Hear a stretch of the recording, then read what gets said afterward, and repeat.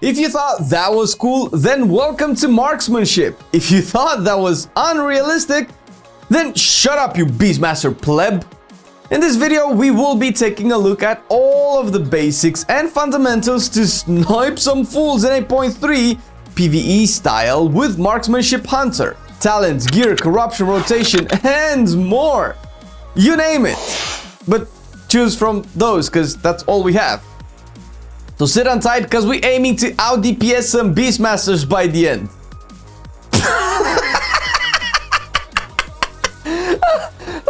Out DPS Beastmasters.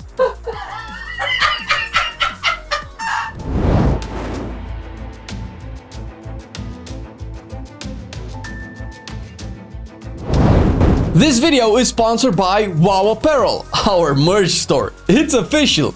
Jokes aside, we have some pretty cool hand-drawn designs for t-shirts, hoodies, and more, and you can take a peek on the Teespring link down below. International shipping included, guaranteed corruptions with the first purchase. On the first row, you want Master Marksman. Whenever you will use aimed shot, your next arcane shot or multi-shot if you're in an AoE scenario will cost less focus. Marksmanship is a pretty focus-intensive spec, and this option not only gives you the most damage on the row, but makes your rotation smooth, like a good jazz in a smoky cafe. Next up, take careful aim. With this, you have two execute-like windows when the target is above 80% HP and when it's below 20%, making your aim shot smack that thing into its place, at least when it comes to bosses. The first and last bits of HP are usually phases when you want to burn down the target. It also coincides with the most often phases people use Bloodlust on. Again, making this a more impactful choice if that ends to be the case. Third row is a survivability row with situational options. Situational accepting natural many, which has a universal purpose of increasing your overall survivability through sustain. That doesn't mean the other two are not good, but if you take a second to read their tooltips, you will realize they have very specific effects and sometimes very rarely useful. Moving down to the level 60 row, Hunter's Mark will be your universal choice. As opposed to previous patches where Streamline has seen action in dungeons, this time Hunter's Mark just scales too well with the power level we all have. So yeah, use Mark in both raids and dungeons. Post Haste is a universal good option. It functions well in raids when you need bursts of mobility to deal with mechanics or move with the boss, specifically the Rathian slow on Mythic. Binding Shot has a lot of uses in Mythic dungeons, especially when your tank needs to kite a pack. Rooting it in place frees a tank to take a breather and stabilize or drop certain debuffs like Necrotic. It also works especially well with things from beyond, giving you an extra tool to deal with it. Double Tap is a good single target option to have early on as you are gearing up. It offers a small burst every now and again and works really nice with a trick shot rapid fire on multiple targets. Kinda your only real AoE, and outside the careful aim windows you always want to use it with rapid fire. Lethal shots would normally be your AoE option, and it will even become your default choice once your eye level increases for all encounters. This is easier to use as long as you don't waste the rapid fires you get by not casting them when they become available. On the last row, take Calling the Shots.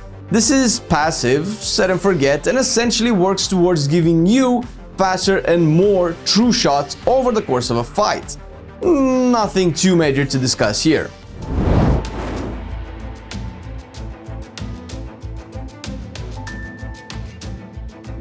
Raidbots.com is a wonderful free service that allows you to accurately determine your stat. Wait, they aren't sponsoring this video. What the fuck we promoting their ass for, man? Versatility and Mastery are tied for #1 spot, with Crit and Haste tied for second place in terms of your secondary stats. Versatility operates a bit better in pure single target scenarios, plus it gives you that fat damage reduction to your face.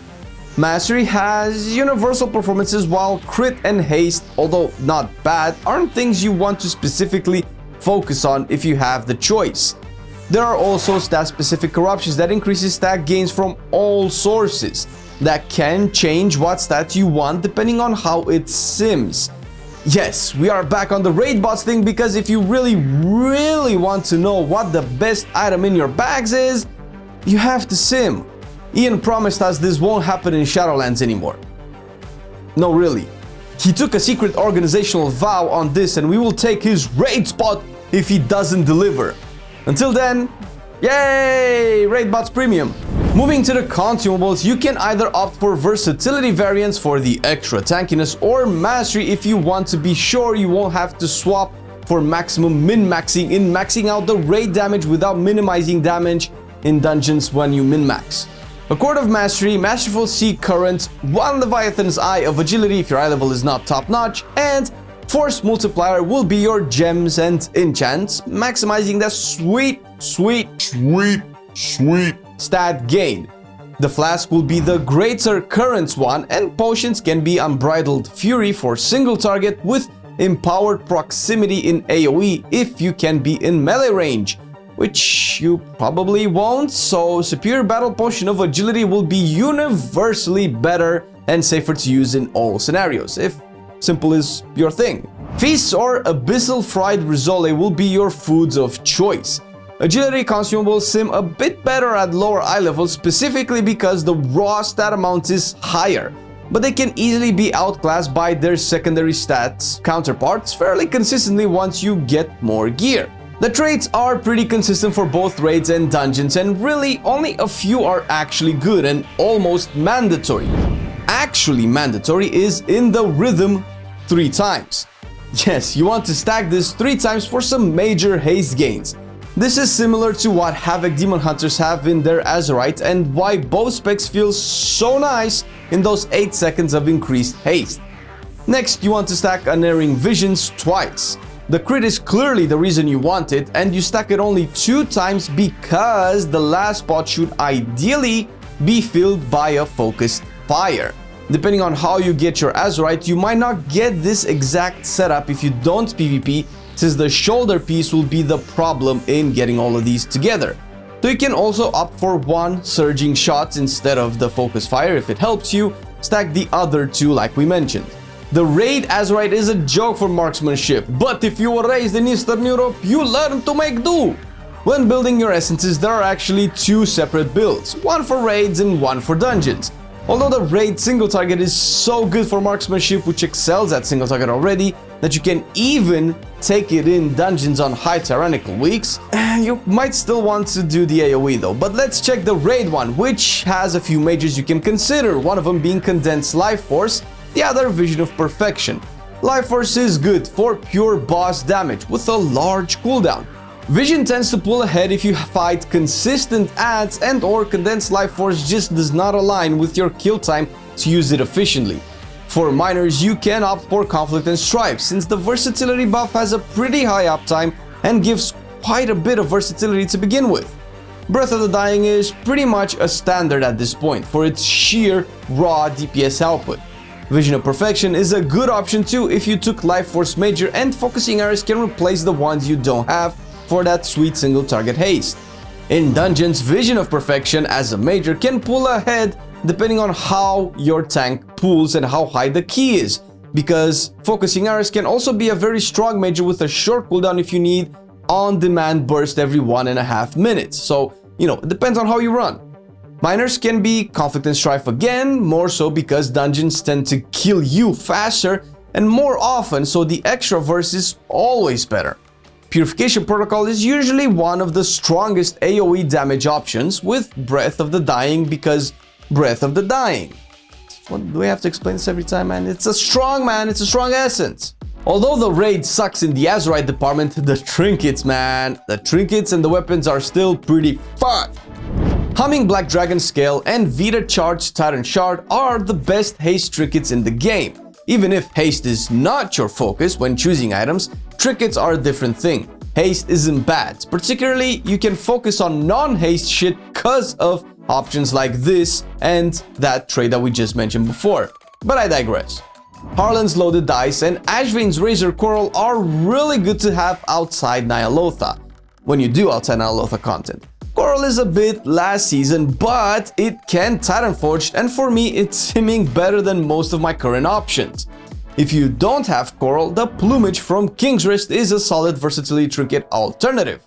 Speaking of weapons, Whispering Eldritch Bow from Skitra is pretty much your best in slot. The corruption effect is really good in giving you more rapid fires and aimed shots over the course of a fight. If you, however, have really good corruptions outside your weapon, instead of cleansing this, you can use Dominion, Lurker Beyond Dreams. It drops at a higher base eye level, and if you are raiding Mythic, you won't get a better eye level in the game. The trade-off in corruption between the two is pretty major, so maybe sim them before making your final decision. We all know the big bad infinite stars for that pure single target damage. It's good when it procs, it's really good when you are fighting one boss with no adds. It's also very expensive. Alternatively, Gushing Wound is kinda the opposite. The best damage per corruption you can get, easy to stack, and works really well in AoE. What you really want to focus on though will be Expedient. The increase in haste you gain from this will be felt within the rhythm trait, haste trinkets, and essentially all haste gear and procs that you have. Once you have a few of these, you can really just look into getting only haste whenever you can. Again, the breakpoints are very uncertain, so you should still sim or at least test it yourself on training dummy for any significant differences. Sweet, sweet.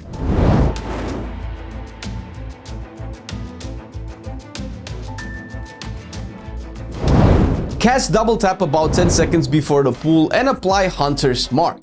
Pre-pot and pre-cast aimed shot, follow it up with rapid fire.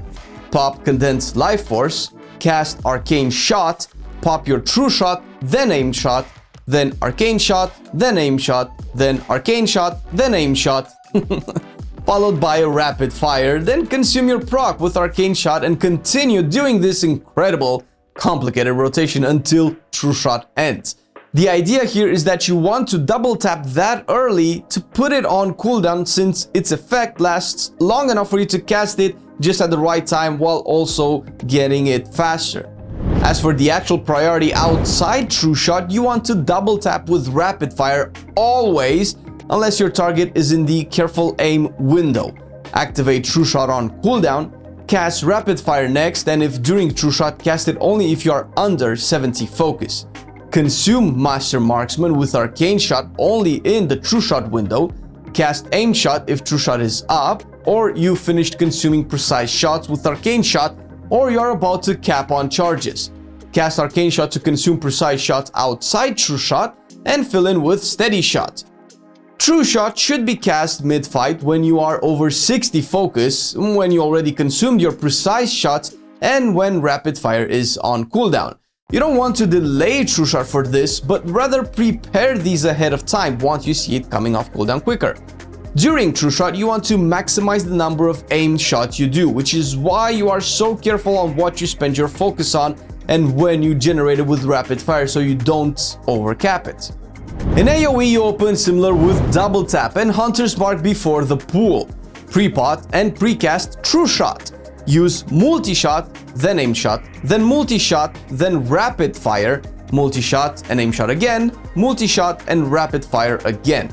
You keep this rotation up to gain maximum efficiency from your trick shots passive, which should always be up for every aim shot and rapid fire that you cast. Normally, as a priority, you want to keep rapid fire on cooldown as long as you don't cap on aim shot charges. Cast multi-shot second to consume precise shots. Cast aim shot next to never cap on charges. Multi-shot otherwise so you don't cap focus, and steady shot as a filler. There are more nuances to the spec that you can and should check out if you want to up your game for marksmanship. Check out the True Shot Lodge Discord community, where the best hunters are rocking it hard and where you can get some top-notch info. You can find their advanced resources like Azortharian's Hunter Guides. Also, a big shout out to Ghost, who helped us with feedback and clarifications on a bunch of things. We couldn't have made this guide without his support and the collective information found in the Hunter community. You should also check Ghost because he's streaming on Twitch, man, and you know you want that high-level marksmanship content. Tip my hat to you lovely ladies and gents. Thank you for all the wonderful work and theory crafting you put into Hunters. And of course, we cannot go without thanking our patrons. Thank you very much for supporting us, guys. It really, actually really helps us out, pay the bills and support all of our gear to maintain this high quality content that we put out on YouTube, which we want to do for the foreseeable future. So thank you for supporting, and if you are interested in seeing what this is all about, what we have our patrons, because we might have some goodies in store for you, then you can check the link down below the video, as well as all the Discord links. And with that being said, we wish you guys a lovely day. Thank you for watching the video, and we'll see you in the next one.